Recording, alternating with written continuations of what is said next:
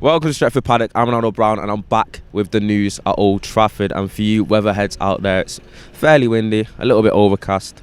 Looks like it could be a decent day. It looks like they're putting some sort of banner up at the front of Old Trafford. Your guess is as good as mine as what it will actually say. But in terms of the rust that was on it and the paint job that they've done, it actually looks fairly decent, relatively cheap from the Glazers.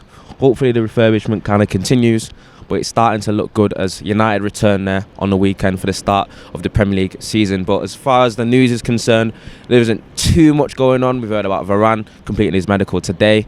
We've got a little bit of a Herrera link, Rashford's injury update, all sorts to get through. Without further ado, let's get into it. The first bit of news, it surrounded Marcus Rashford and his injury. With reports saying Marcus Rashford could be back training within 5 weeks of surgery, but it would be approximately 12 weeks until he returns to action, as that reported by Sky. It's fairly interesting because when it comes to Marcus Rashford, a lot of people have taken into account the fact that it will be out for until October, but he'll be training in 5 weeks, but he'll be cleared to contact in about 3 months, so to speak. It's going to be a big loss, but there's plenty of options up front and out wide with the arrival of Sancho, the emergence of Elanga. You've got Amad Diallo to return, you've got Greenwood, you've got Martial who comes back into the fray. I think you've got a lot there to cover. You've even got the likes of Pogba that can be deployed in that left wing area as he was for the majority of the latter stages of last season. So it's not as much of a crisis. It gives Rashford time to actually get his injury sorted out, get a little bit of fitness back, a little bit of well-needed rest, because I think he's absolutely been ran ragged in the past couple of years. So it's something that we'll have to keep an eye on. I think in 5 weeks we'll be back on the grass, but in terms of actually playing games for United, we still have to wait until around October. I think United have enough in the forward areas to cope with that. With the second bit of news, it's surrounding a little bit of a folk hero. You've got Ander Herrera, who is possible to return to United as he's been transfer listed by PSG. With the arrival of all their players this season, you've got Messi, Ronaldo, Donnarumma.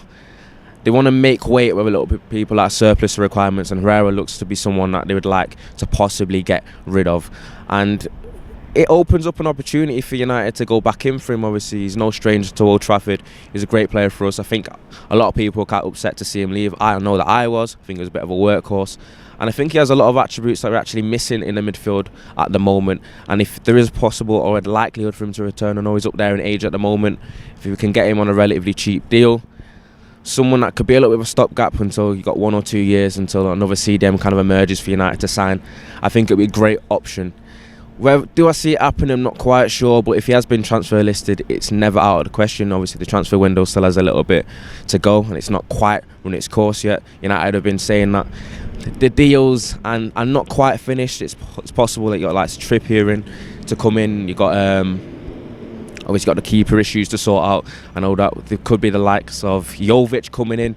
United aren't quite done yet. I know that we've signed Varane, we've signed Sancho. A lot of people are saying that they're satisfied with that, but if you're looking at it, Sancho was a deal that was supposed to be done for 2 years now. So I think Rashford Varane is probably the only this season kind of signing in that kind of sense. So I think United do owe us another midfielder, and I think Ander Herrera would be a great option if we can get him on a cheap deal. I think we can do, because he has been transfer listed. It's not like we've got to persuade him to leave, and he can return to Manchester and hopefully help us get back to where we need to be. But what do you think of Ander Herrera? Do you think he's likely to return? What do you think about him being transfer listed? Would you like to see him back, or would you like to see United hold out for the likes of a Camavinga or a slightly younger option? The final bit of news is a final update on Rashford Varane. I know people are waiting for his great unveiling. He completed the first part of his medical yesterday. Romano has tweeted and has mentioned that he's going to be completing the second part of his medical today after his quarantine time that he spent away. And it shouldn't be too long before we see Rashford Varane in a United shirt. So it's something that we've got to keep an eye on. I'm here at Old Trafford, and this is where hopefully he'll be on the weekend. It's pretty much a done deal. We just need to get over the line. It feels like it's been longed out quite a little bit because of his quarantine that he's had to do. But if we keep an eye out today, hopefully there's some news where we do see him completing his contract, completing his medical, and we can finally see him in a shirt that we want to see him in.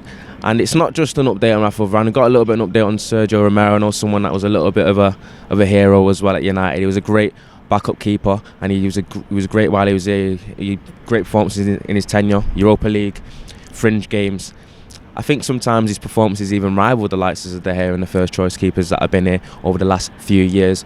And it's been reported that as a free agent he has signed for Granada, and I wish him the best of luck. I know that you all wish him the best of luck as well. He's a great keeper, and I hope that he'll have a great rest of his career. But it's a bit of a strange one I'm talking about Sergio Romero, because he has gone as a free agent to Granada, and we've still got the goalkeeping controversy. We've got the likes of Tom Heaton, Dean Henderson, we've got De Gea. We're not quite sure who's our definitive number one. So he has left. He's left a pretty toxic situation, it seems.